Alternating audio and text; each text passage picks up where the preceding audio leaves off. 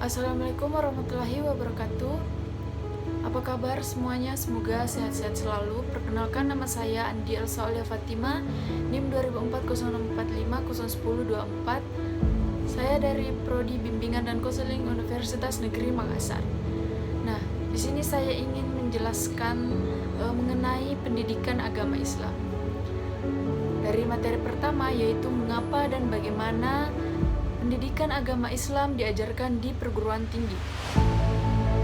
Fungsi dari pendidikan adalah untuk mempromosikan atau memfasilitasi perubahan yang diinginkan dalam perilaku. Proses pendidikan agama Islam itu haruslah memberikan pemahaman kepada pemeluknya tentang ajaran agama Islam yang sesuai dengan ajaran yang dibawakan oleh Nabi Muhammad SAW. Pendidikan Islam merupakan upaya manusia untuk melahirkan generasi yang selalu menjalankan perintah Allah dan menjauhi larangannya. Dalam Al-Quran, Allah meminta kita untuk tidak mewariskan generasi yang lemah. Ittihad adalah istilah para fuqaha, yaitu berpikir dengan menggunakan seluruh ilmu yang dimiliki oleh ilmuwan syariah untuk menetapkan atau menentukan hukum atau syariat Islam dalam hal yang ternyata belum ditegaskan hukumnya oleh Al-Quran dan As-Sunnah. Kemudian pada materi kedua, yaitu bagaimana manusia berkembang. Di sini saya ingin menjelaskan tentang manusia terlebih dahulu. Apa sih yang dimaksud dengan manusia? Jadi manusia adalah makhluk ciptaan Allah Subhanahu wa taala. Allah menciptakan manusia untuk menjadi khalifah di muka bumi ini. Manusia selain berperan sebagai khalifah di bumi, memiliki kedudukan lainnya di alam ini, yaitu sebagai hamba yang harus beribadah kepada Allah Subhanahu wa taala. Sebagaimana firman Allah Shallallahu alaihi wasallam dalam Quran surah Az-Zariyat ayat 56, yaitu wa ma khalaqtul jinna wal insa illa liya'budun, yang artinya, dan aku tidak menciptakan jin dan manusia melainkan agar mereka beribadah kepadaku. Al-Barahi menjelaskan bahwa Allah menciptakan jin dan manusia agar mereka dapat mengetahui atau mengenal Tuhannya. Mereka tidak hanya mengenal wujud Tuhannya saja, namun mereka juga dapat meyakini keberadaannya. Itulah konsekuensi logis dari kedudukan manusia sebagai makhluk ciptaan Tuhan yang selalu bergantung dan berlindung kepadanya. Pengertian Tuhan dalam konsep Islam, Tuhan disebut Allah dan diyakini sebagai zat maha tinggi yang nyata dan esa, pencipta yang maha kuat dan maha tahu, yang abadi, penentu takdir, dan hakim bagi semesta alam.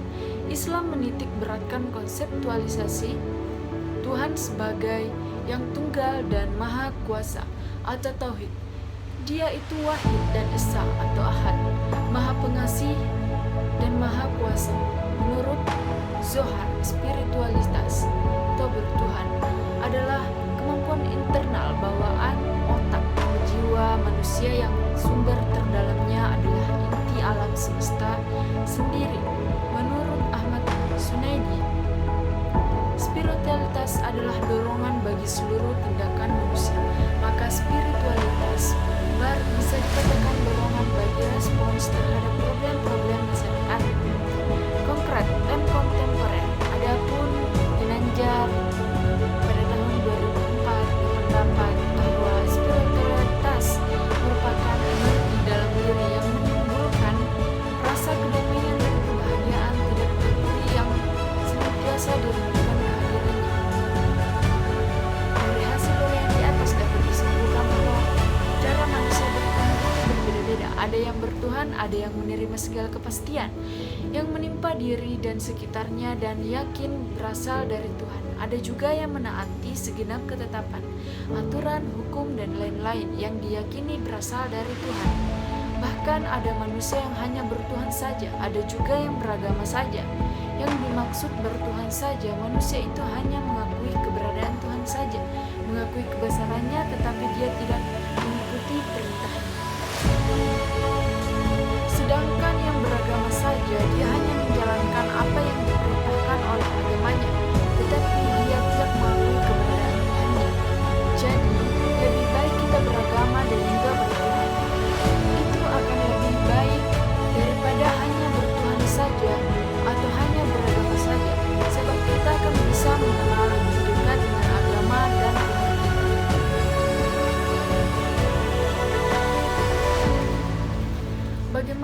agama menjamin kebahagiaan.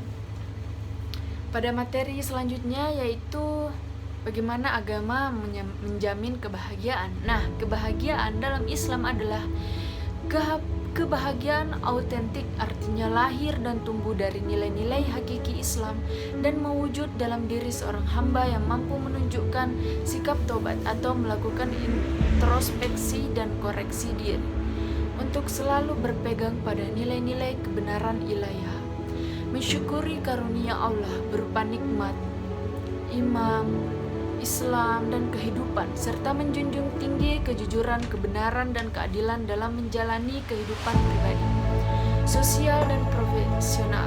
Pada sisi lain, kebahagiaan itu menjadi tidak lengkap jika tidak mewujudkan dalam kehidupan konkret dengan jalan membahagiakan orang lain. Berbicara tentang arti kebahagiaan sejati atau kebahagiaan hakiki, Islam mempunyai pandangan mengenai pengertian atau arti dari kebahagiaan sejati berdasarkan dalil dari firman Allah Subhanahu wa taala dalam kitabullah Al-Qur'an dan juga dalil hadis Nabi Muhammad SAW.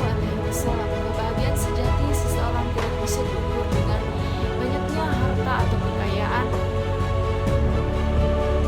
dan kemewahan yang dimiliki oleh seseorang. Kebahagiaan yang sesungguhnya atau sejati terletak pada ketenangan hati seseorang.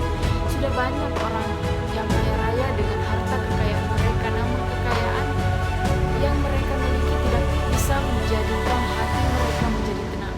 Akan tetapi sebaliknya, justru harta kekayaan yang mereka kumpulkan membuat mereka lalai, lupa, dan sibuk untuk senantiasa mengejar kekurangan. Hal ini karena beberapa harta benda dan kekayaan yang mereka miliki masih saja mereka anggap kurang. Hal ini sudah dijelaskan oleh Allah Subhanahu wa taala dalam firman-Nya yang berbunyi, "Ulumaqo biro zuru tumu hatta uttaqa syuru al-har",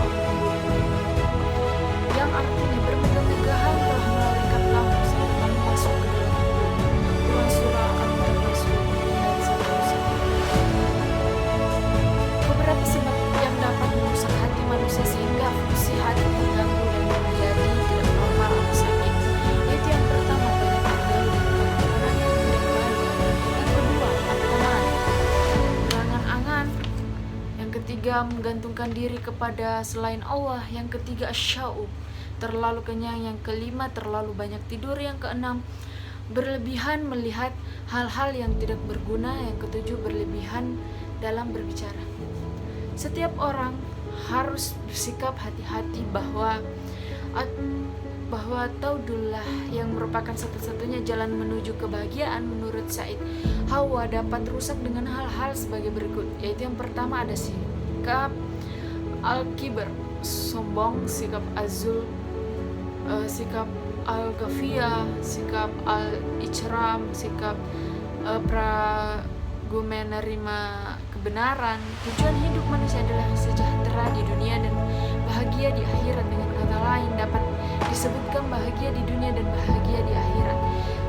Kebahagiaan yang diimpikan adalah kebahagiaan duniawi dan ukhrawi. Untuk menggapai kebahagiaan tersebut mustahil tanpa landasan agama. Agama yang dimaksud adalah agama tauhidullah.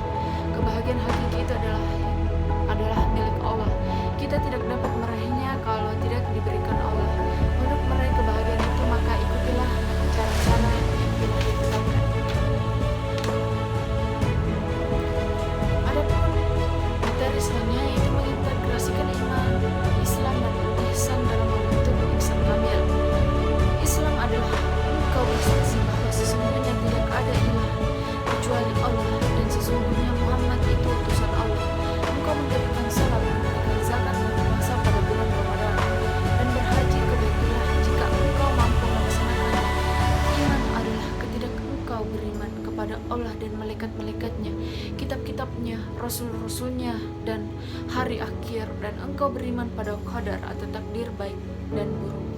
Ihsan adalah ketika engkau beribadah kepada Allah seakan-akan engkau melihatnya. Jika tidak bisa melihatnya, maka sesungguhnya Dia melihatnya. Walau tara idh fazilun